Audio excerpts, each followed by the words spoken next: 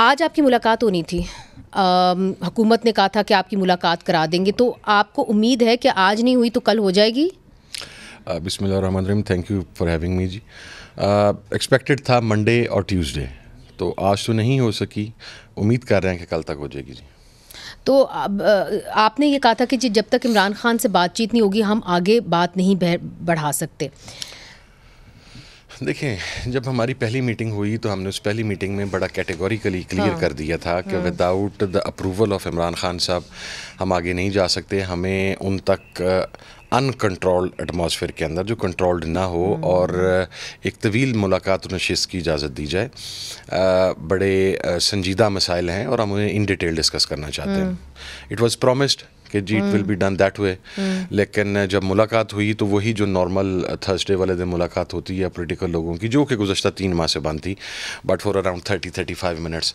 اب آپ مجھے یہ بتائیں کہ کنٹرول ایٹماسفیئر کے اندر 30-35 منٹ کی ملاقات کے اندر آپ کیا بات کر سکتے ہیں؟ نہیں، مگر جب آپ کہتے ہیں کنٹرولڈ ایٹماسفیئر تو دیکھیے لوگ بھی جاننا چاہ رہے ہیں، لیڈر ہیں وہ کافی لوگوں کے، کہ کس قسم کا ماحول تھا 30 سے 35 منٹ میں. آپ کیوں نہیں ان سے بات چیت کر سکے کہ جی ہمیں مینڈیٹ دیں، یہ مسئلہ ہے، ہم کیسے معاملات کو آگے لے کے چلیں؟ جب وہاں پر بگنگ ڈیوائسز لگی ہوں گی اور جب وہاں پر ریکارڈنگ ہو رہی ہوگی تو ہم کیا بات کریں گے؟ اب جیل ہے، جیل میں تو بگنگ ڈیوائس لگی ہوتی تھی. اب میں آپ کو بتاؤں کہ جب نواز شریف صاحب بھی گئے تھے تب بھی بگنگ ڈیوائس تھی، باقی سارے گئے تھے تب بھی بگنگ ڈیوائس تھی. نواز شریف صاحب کو تو جو فیسلٹیز تھیں وہ کسی کو بھی نہیں ملی آج تک. ان کے پاس تو 100 بندہ بیٹھا ہوتا تھا، اندر پورا ڈیرہ داری کا کلچر ہوتا تھا. وہ تو نارملی پولیس ریسٹ ہاؤس میں یا کسی جگہ ان کے پاس کہنے کے لیے ہے کچھ نہیں تھا نا جی.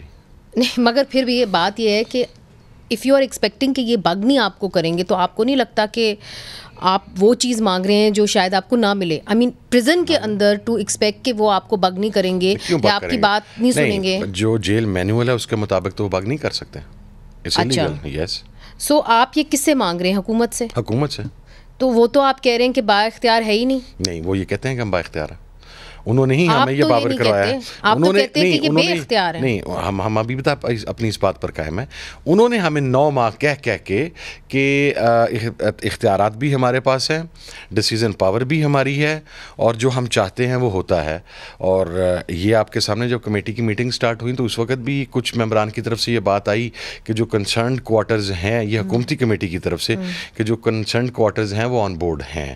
تو ٹھیک ہے، دیں ملاقات. یہ حکومتی کمیٹی نے آپ کو کس پوائنٹ پہ کہا کہ جی کنسرن کوارٹرز آن بورڈ؟ لیکن ان کی مختلف میڈیا کے اندر جو ان کے 2-3 افراد ہیں انہوں نے یہ بات کہی. پرسیپشن بھی ہے. رانا ثناءاللہ صاحب نے آپ کے سامنے کچھ پروگرامز میں کہا کہ آپ کا کیا خیال ہے کہ ہم مخصوص لوگوں کے اعتماد میں لیے بغیر یہ کریں گے؟ نہیں کریں گے.